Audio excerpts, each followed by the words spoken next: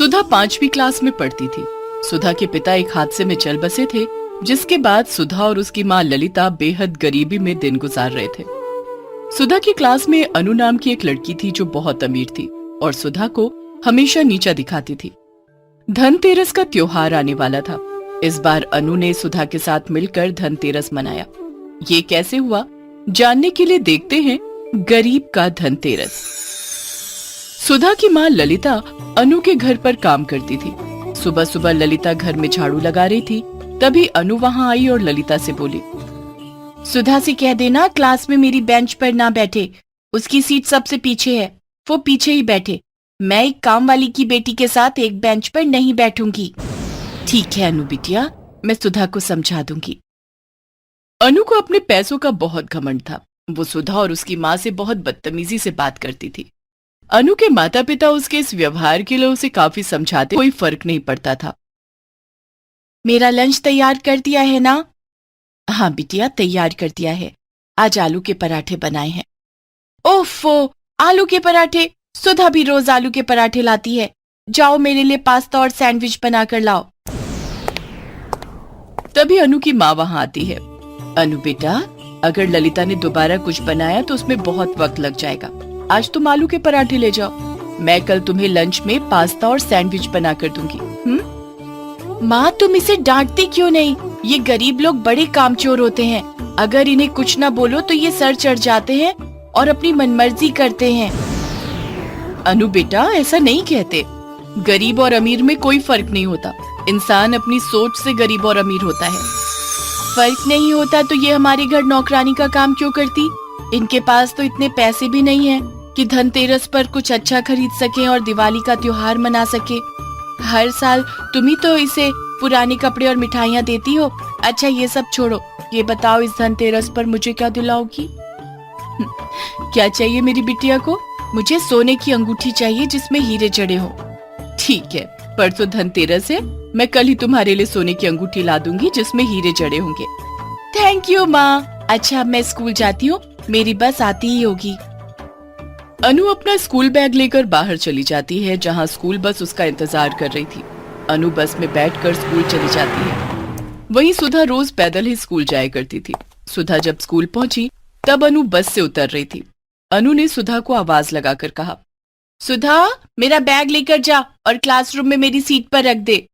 उस दिन सुधा के हाथ में भी एक बड़ा सा थैला था। सुधा ने कहा, आज तो मेरे पास काफी सामान है, ये बहुत भारी है। आज तुम्हें अपना बैग खुद लेकर जाना पड़ेगा। तू ये गंदा सा थैला लेकर स्कूल क्यों आई है? पता नहीं इतने बड़े स्कूल में तुझ जैसे गरीबों को दाखिला कैसे मिल जाता है। मैंने स्कूल में दाखिला लेने के लिए परीक्षा दी थी, जिसमें मैं अव्वल आई थी। मुझे इस स्कूल में दाखिला मेरी काबिलियत के आधार पर दिया गया है। और रही बात इस गंदे से थैले की, तो इसमें मिट्टी के दिए हैं जो मैंने अपने हाथों से बनाए हैं। कल स्कूल में दिवाली मेला लगने वाला है और कल धनतेरस भी है। इस मौके पर मैं भी दियों का स्टॉल लगाऊंगी। तेरे दिए कौन खरीदेगा? हम लोग तो अपना घर रंगीन लाइटों से सजाते हैं, जिससे घर जगमग रहता है। तेरे घर पर तो दिवाली के दिन भी अंधेरा रहता है। अपने दियों को अपने ही घर में जला लेना। सुधा को अनु की बात बहुत बुरी लगती है, लेकिन वो चुपचाप अपना थैला लेकर स्कूल में चली जाती। स्कूल में सभी बच्चों ने अपने बनाए हुए दिए एक जगह रख दिए। दूसरे दिन स्कूल में दिवाली मेला लगने वाला था, जिसके लिए स्कूल की साफ सफाई का काम चल रहा था। इसी का फायदा उठाकर अनु सुधा के दियों के पास जाती है और सबकी नजर बचाकर उसके दिए फोड़ देती है। अब मनाना धनतेरस का त्योहार, इस बार भी तेरे घर में दिवाली नहीं मनेगी। उस दिन शाम को जब अनु घर पहुंचती है तो उसके माता पिता उसके लिए सोने की अंगूठी लाए थे, जिसमें हीरा जड़ा हुआ था। अनु बेटा, देखो मैं तुम्हारे लिए क्या लाई हूँ। सोने की अंगूठी देखकर अनु खुशी से चहक उठती है और अंगूठी अपनी उंगली में पहन लेती है। अभी नहीं अनु बेटा, कल धनतेरस है, ये अंगूठी तुम कल पहन लेना। नहीं माँ, मुझे ये अंगूठी आज ही पहननी है। अनु अंगूठी पहनकर बहुत खुश थी। तभी उसके दिमाग में कुछ ख्याल आते हैं। उसने सुधा को परेशान करने के लिए एक योजना तैयार की। दूसरे दिन अनु सोने की हीरे जड़ी हुई अंगूठी पहनकर स्कूल जाती है। उस दिन सुधा पहले ही स्कूल पहुंच गई थी और दिवाली मेले में अपने दिए सजाने की तैयारी कर रही थी। लेकिन जैसे ही सुधा ने अपना दियों का थैला उठाया, उसने देखा उसके सारे दिए टूट गए थे। ये देखकर सुधा बहुत रोने लगती है। तभी अनु उसके पास आती है और कहती है, ये देखो मेरी सोने की अंगूठी, इसमें हीरे भी जड़े हुए हैं। मेरे मम्मी पापा ने धनतेरस पर मुझे ये उपहार दिया है। सुधा रोते हुए कहती है, तुम बहुत खुश नसीब हो अनु कि तुम इतनी अमीर हो। मैं तो गरीब हूँ और शायद गरीब ही रहूंगी। सोचा था दिए बेचकर कुछ पैसे कमाऊंगी और माँ को दूंगी। इस बार हम भी दिवाली मनाएंगे, मिठाइयाँ और पटाखे खरीदेंगे, लेकिन मेरे सारे दिए न जाने कैसे टूट गए। मिट्टी के दिए हैं, ये तो टूट ही जाएंगे। मैं तुम्हारी मदद करती हूँ, आओ इन दियों को फिर से जोड़ते हैं। नहीं अनु, तुम रहने दो, ये दिए अब दोबारा नहीं जुड़ेंगे। इतना कहकर सुधा ने अनु का हाथ अपने दियों पर से हटा दिया। तभी अनु जोर से चिल्लाई, चोर चोर, मेरी सोने की अंगूठी चुरा ली।